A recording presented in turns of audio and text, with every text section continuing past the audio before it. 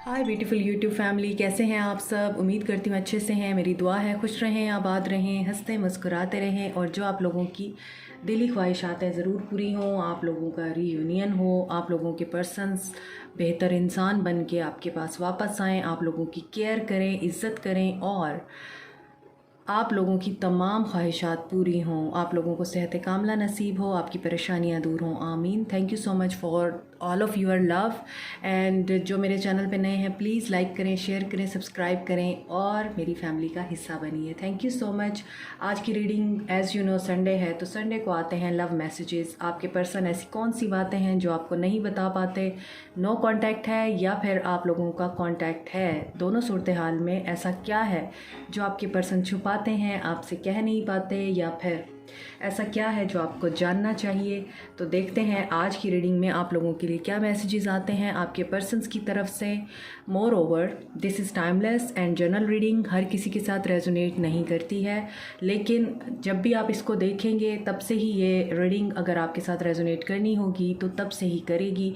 मगर most of the time कुछ messages resonate करते हैं, कुछ नहीं करते। तो जो रेजोनेट करता है उसे रखिए, जो नहीं करता उसे जाने दीजिए। Another thing, many people are facing difficulty while finding my contact list or contact numbers। तो देखिए नोटिफिकेशन बटन है, उसके नीचे आप क्लिक करेंगे तो डिस्क्रिप्शन बॉक्स खुल जाएगा। वहाँ पर अगर आप उसे स्क्रॉल डाउन करेंगे तो मेरे लिंक्स दिए हुए हैं। और कमेंट सेक्शन में जो भी स्कैमर्स हैं, जो भी फ्रॉडुलेंट लोग हैं, उनसे बचिए और अपने पैसे को, अपनी एनर्जी को और अपनी इंफॉर्मेशंस को सिक्योर कीजिए। ठीक है, ओके। अब हम स्टार्ट करते हैं अपनी रीडिंग। देखते हैं आप लोगों के पर्सन आप लोगों के लिए क्या फीलिंग्स रखते हैं। ऐसा क्या है जो आपको नहीं बताना चाहते, नहीं बताते या नहीं एक्सप्रेस कर पाते, और आपके रिश्ते में ऐसा क्या है जो आपको जानने की ज़रूरत है। Stay positive. Manifesting the one. So यहाँ पर है very soon your true love will arrive. तो most of the people are manifesting their soulmates, their loved ones, their partners, their lovers. तो आपके पर्सन आपकी तरफ आ रहे हैं, आप उनको मैनिफेस्ट कर रहे हैं। Love language is gift giving. तो यहाँ पर आपको गिफ्ट रिसीव हो सकता है। मींस यहाँ पर गिफ्ट का मतलब ये नहीं है आपको कोई प्रेजेंट मिलेगा, कोई ड्रेस मिलेगा, कोई ज्वेलरी मिल जाएगी। मींस इस तरह की कोई चीज़ मुझे नहीं यहाँ पे नज़र आ रही। यहाँ पर गिफ्ट मुझे ये मिल रहा है कि रेसिप्रोकेट करेंगे आपके पर्सन आपको।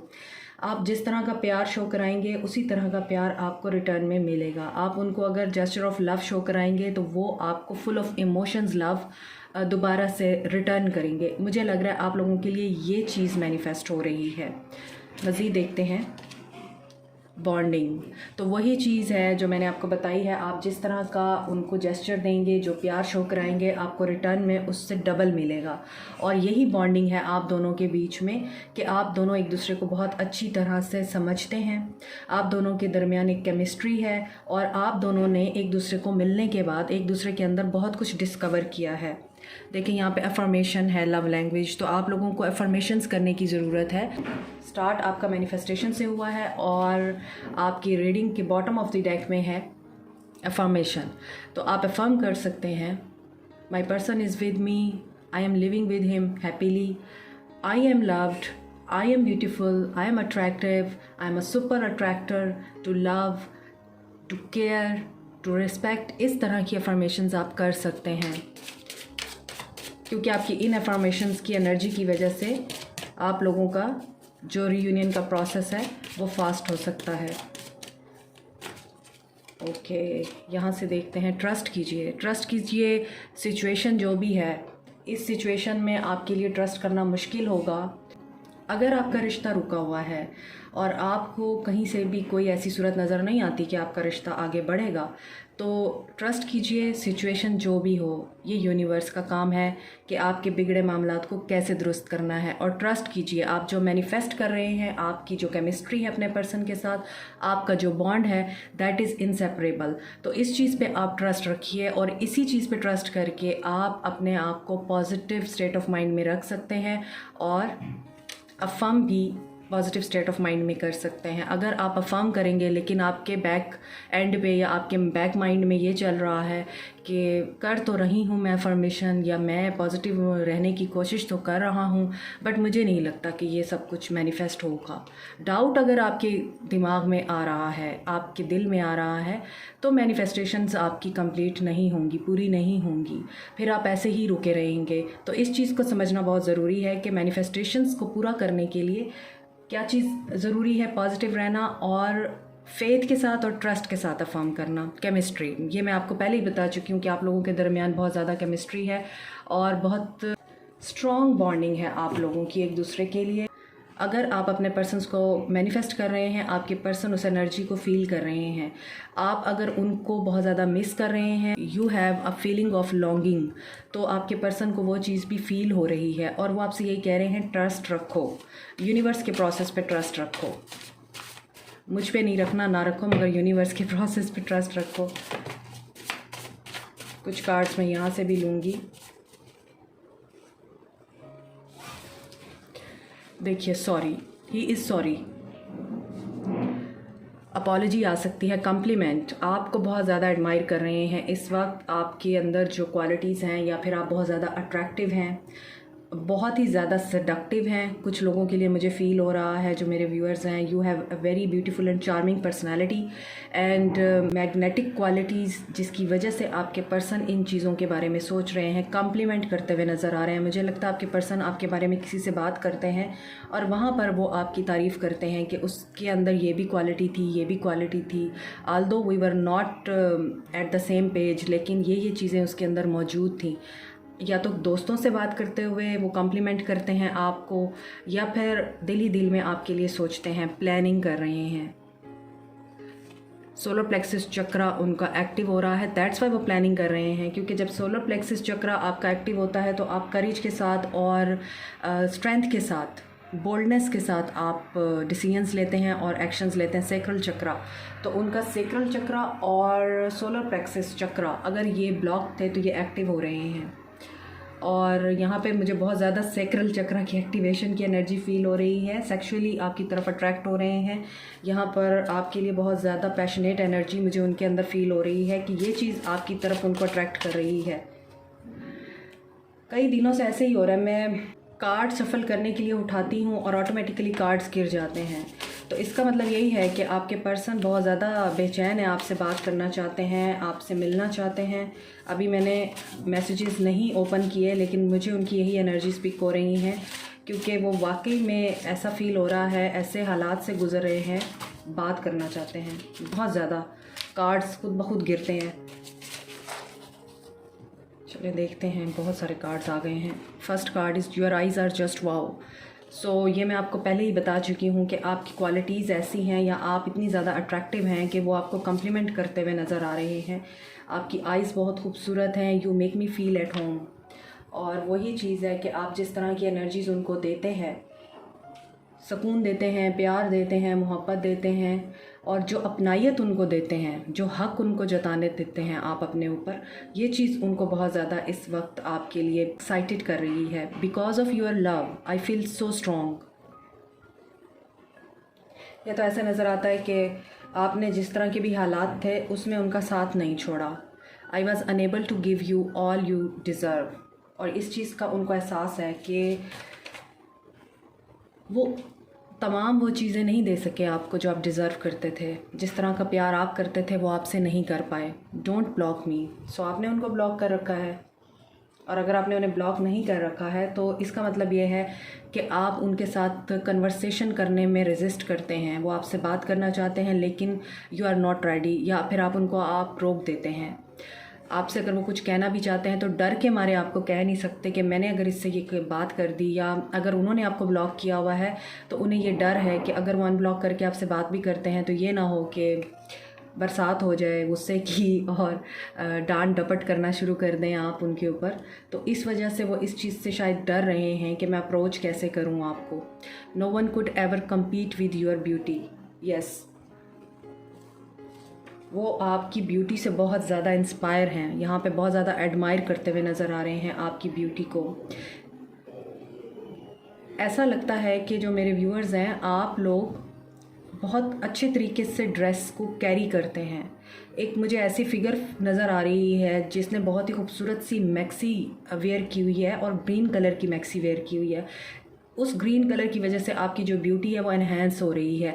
तो ऐसा नज़र आता है कि आप जब ड्रेसअप होते हैं तो आपकी ड्रेसिंग सेंस की वजह से आपके पर्सन आप लोगों को बहुत ज़्यादा एडमायर करते हैं, आपकी ब्यूटी निखर कर बाहर आती है।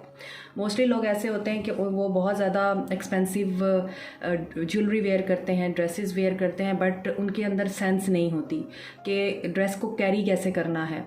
लेकिन कुछ लोग बहुत ही ज़्यादा सस्ता ड्रेस भी पहन के बैठे हों तो ऐसे लगता है बहुत एक्सपेंसिव ड्रेस पहना होता है। तो ये आपकी अपनी पर्सनैलिटी और आपकी जो एनर्जीज़ और ऑरा होता है ना, उसका कमाल होता है। तो आप, मुझे लगता है, उन लोगों में से हैं जो जिस चीज़ को हाथ लगाते हैं उसको सोना बना देते हैं। तो ये ब्यूटी आपकी इनर ब्यूटी भी हो सकती है। I want love come arrange marriage, तो ये भी हो सकता है कि आप लोगों के बीच में इसी वजह से झगड़ा हुआ है कि आप शादी चाहते थे, कमिटमेंट चाहते थे, आप उनसे एक सॉलिड रिलेशनशिप चाहते थे, तो आपके पर्सन आपको नहीं बता पाते थे कि उनके साथ क्या इश्यूज़ हैं, तो वो लव कम अरेंज मैरिज चाहते थे। सोसाइटी और ट्रेडिशंस को बहुत फॉलो करने वाले इंसान हैं आपके पर्सन। मज़ीद देखते हैं। I want you in my arms, so वो काफ़ी पैशनेट हो रहे हैं, मैं आपको बता चुकी हूँ। When I met you I was scared to fall in love with you, now I am scared to leave you. तो ये इस तरह की सिचुएशन है कि हो सकता है कि आप बहुत स्ट्रॉन्ग है। क्वीन ऑफ वॉन्ड्स की एनर्जी मुझे फील हो रही है आप में, कि आपकी पर्सनैलिटी इतनी ज़्यादा स्ट्रॉन्ग और मेस्मराइजिंग थी। आपकी पर्सनालिटी में इतनी करेज और बोल्डनेस थी कि आप लोगों की इस पर्सनालिटी की वजह से आपके पर्सन्स आपके साथ इस रिलेशनशिप में आने से डरते थे कि पता नहीं मैं इसके साथ इस मोहब्बत में आ गया तो क्या होगा, और ये बंदी तो मुझे कहीं का नहीं छोड़ेगी, मुझे बार बार स्नब करेगी या अपनी डोमिनेशन दिखाएगी। लेकिन जब उन्हें प्यार हो गया तो उन्होंने आपकी अदर साइड देखी, जो लोगों के सामने थी वो साइड आपकी उनके सामने नहीं थी।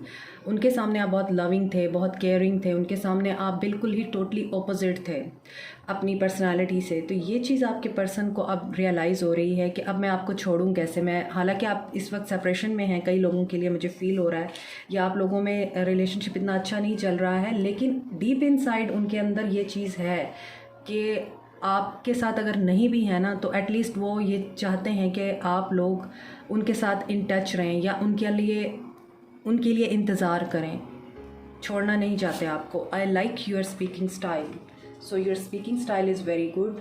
या तो आप बहुत पोलाइट बोलते हैं या फिर आपकी जो कन्वर्सेशन है वो बड़ी लॉजिकल होती है। Wrap your arms around me and kiss me, I need you 2 दफ़ा आया है, तो इसका मतलब ये है कि वो बहुत ज़्यादा आपके हक़ को मिस कर रहे हैं और आपके लिए बहुत ज़्यादा यहाँ पर बेचैन हो रहे हैं। देयर इज़ समथिंग जो उनके साथ हो रहा है और उसमें वो आपकी बहुत ज़्यादा यहाँ पर प्रेजेंस को मिस कर रहे हैं और आपको टच भी करना चाहते हैं। I made you cry, sorry, again sorry का कार्ड है। तो वाकई में अब उनको ये चीज़ें रियलाइज़ हो रही हैं और बेशक आप उनके बारे में अनअवेयर हैं, लेकिन यहाँ पर कहीं ना कहीं उनके अंदर, उनके ज़मीर में ये चीज़ मौजूद है कि उन्होंने आपके साथ कुछ नहीं, काफ़ी कुछ गलत किया है, जिसकी वजह से अब वो आपसे फॉरगिवनेस की उम्मीद रखते हैं। माई मैरिज इज़ टॉक्सिक, सो आप में से कुछ लोग एक दूसरे के साथ शादीशुदा हैं या फिर आप जिस इंसान से मोहब्बत करते हैं वो शादीशुदा है और वहाँ पर वो खुश नहीं। ये भी हो सकता है आप दोनों शादीशुदा हैं और आपका पर्सन आपसे खुश नहीं है। उनको ये रिश्ता बहुत ज़्यादा बर्डनाइज कर रहा है, उन्हें लगता है टॉक्सिसिटी बहुत हो गई है, मिसअंडरस्टैंडिंग्स इतनी हो गई हैं कि अब वो कह रहे हैं कि ये बहुत ज़्यादा हो गया है। I will be your wish, dream, fantasy and all that you want to B.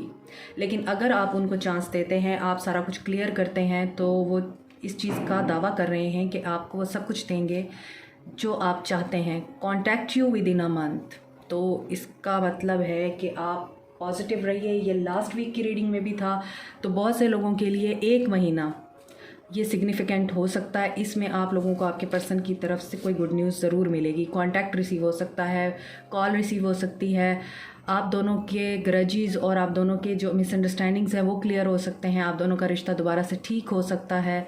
तो hope for the best and wait patiently, at least this month, यानी कि ये मंथ, क्योंकि पिछले हफ्ते भी यही रीडिंग आई थी कि will contact you with in a month, तो अभी भी यही कार्ड आया है। तो इसका मतलब है कि इस एक महीने में बहुत सारे लोगों के लिए बहुत कुछ अच्छा होने जा रहा है। फेथ रखिए।